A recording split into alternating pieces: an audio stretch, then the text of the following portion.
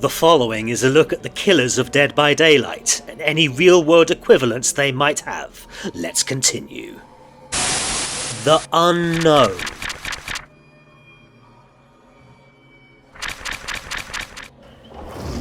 All Things Wicked is clearly Behaviour's take on the analogue horror videos we've seen on the internet.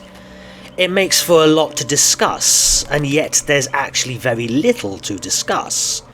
This killer's backstory fully embraces the notion that knowing very little is itself a scary premises. It's a monster, it's a curse, it's an alien, it's from the movies, it's a government-funded mind control experiment. Given what we do know, I don't think we can even discount the wilder speculations, but it clearly isn't a human serial killer. Is it? Maybe. But the what is it is even harder to answer now than it was with the Dredge. Fitting really, because the two share some ideas. The lore suggests the unknown needs to be willed into existence, similar to the Dredge manifesting on the beach. That it is the imagination, and as the old horror trope goes, what your imagination conjures up is far worse than any film, book, or asymmetrical horror game. Most of the time. But nothing can be ruled out with this killer. There's a theory that it is everything and nothing at once. It is whatever you imagine it to be, whatever you're afraid of the most.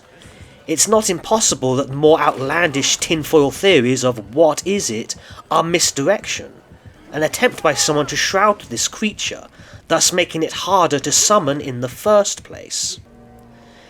The base lore gives us the point of view of someone called Olivia, a would-be victim that tried to tempt fate by making herself a sort of psychic bait for this creature. This thought experiment has been done before and it's just as hard to pin down, but I think it's a variation of curiosity killed the cat, but the cat played an active role in its own murder. The keyword hubris is even mentioned at one point. Or perhaps a more appropriate maxim, if you go looking for it, you'll find it. Not unlike someone who studies serial killers and finds his imagination inspired. You can make yourself scared by willing your own fear. This is a moral question for true crime. If one researches all these killers, you don't actually gain anything and just upset yourself. The unknown is that made manifest. A voice beckoning in the darkness, asking you to investigate, and you can't help yourself. I can't think of any examples of serial killers luring their victims this way. They either sweet-talk their targets openly or simply attack in a blitz fashion. But there was one case that really stuck in my mind, and fittingly, it's an urban myth. The myth of a serial killer that used a recording of a baby crying in order to lure victims out of their homes. Derek Todd Lee allegedly used this gambit. I really regretted not having him as part of the project, instead doing an entry on Sean Vincent Gillis, the other Baton Rouge Slayer. Lee was the first Baton Rouge Slayer who killed at least 7 women. However, I don't think the fake recording urban myth has ever been connected to any real serial killer, or any case at all for that matter. Ted Bundy used an infamous Wounded Gazelle gambit that has some similarities. The unknown even has this voice line, "Can you help lift this?" I don't know what exactly Bundy said to his victims, or even if he said anything and just acted as the bait. I also don't know how accurate Silence of the Lambs, which itself mimicked this ploy, really was. But now's as good a time as any to mention the Wendigo of North American folklore. An evil spirit that would possess humans and cause insatiable hunger for cannibalism. One of its lines are hunger, intolerable hunger. Mythological beasts are as fair game as anything, I suppose. But some very real serial killers actually became folklore of sorts. Jack the Ripper, the Axeman of New Orleans, or any number of unsolved cases. unknown killers, what you imagine they look like, or at least look like on the inside. I think this is more what the Unknown represents. The Unknown's attempt at a disguise is not very good. The human body is very complex, and this is no John Carpenter's The Thing. Amongst other things, it speaks without moving its mouth, likely not understanding that lips affect language. Why doesn't it understand? Is it stupid? Possibly. The entity itself is something of a moron, but like with the entity, I think any physical form is just a cynical manifestation. If it didn't look and sound like that, what should it look and sound like? It simply is. Real serial killers tend to blend in, not least because they appear human, but because they can mimic charm, politeness, even seduction. They wear what Harvey Cleckley called the mask of sanity, and they wear it perfectly. Well, some of them. Others don't put in much effort, and paradoxically they're less frightening. Perhaps the Unknown really is the imagination of a serial killer.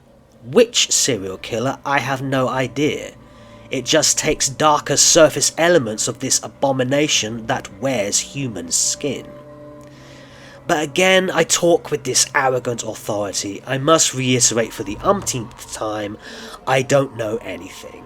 I don't truly understand, despite my best efforts. I think most of us will have to get used to this self-aware ignorance that is far from bliss. Even from a story and writing perspective, we simply don't know anything. I try to gauge from its voice lines anything I can. Sometimes it sounds like it's the one speaking, I, the nameless legend, and I lived in dungeons long forgotten, whilst other lines sound like it's mimicking what its victims might have said, like many of the in-game lure lines, or you give me the creeps, although he might just be talking to the average DBD player. Finally, other lines are rather random. I'll send you a postcard. I'm pretty sure it's sapient. Pretty sure. The lines it says during the Mori indicate it knows what it's doing. If I'm reading the lore correctly, I think it was taken to the entity's realm while hunting Olivia, which is rather inconvenient timing for him. It technically broke into the motel, which normally constitutes burglary crime, but there's no other tropes for this case. It's all unknown. But I have a feeling we've not heard the last from Olivia.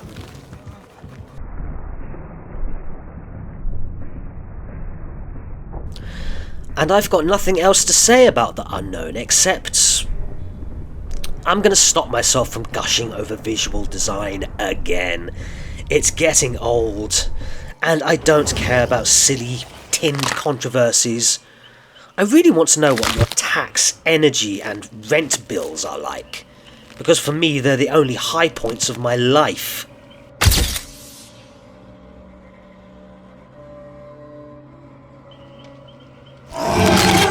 You must belong here.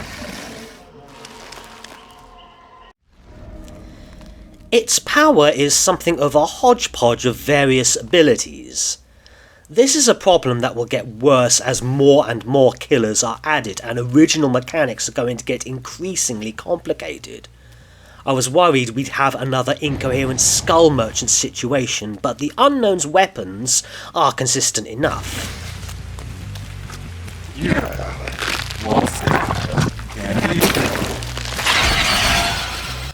It fires a penis grenade that makes targets vulnerable to further penis grenades. Nice. Sort of like Nemesis, but there's no vaccine for this affliction, and instead you just have to look at it.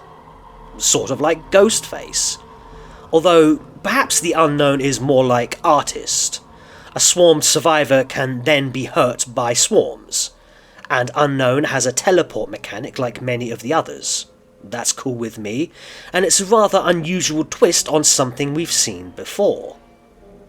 I didn't think it would have a mimic ability. The limitations of the game prevents that, and I don't know why players were disappointed that Legion also didn't do that. I know what the cutscene implies, but That's impossible, isn't it? I'm actually not ready to abandon the idea of an inhuman killer that can mimic survivor characters. I may make a different video for that. But first, so ends my strange little project, save for one last video. I wasn't going to do a recap because I seriously doubt we'll learn anything, but hey, the data is there, why not analyse it anyway? You know, for fun. Given we're the sort of people who love holding M1 in front of an engine for 80 seconds, I think we'll enjoy what is spewed out of my old machine.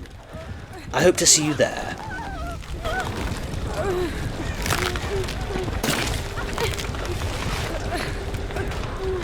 Oh.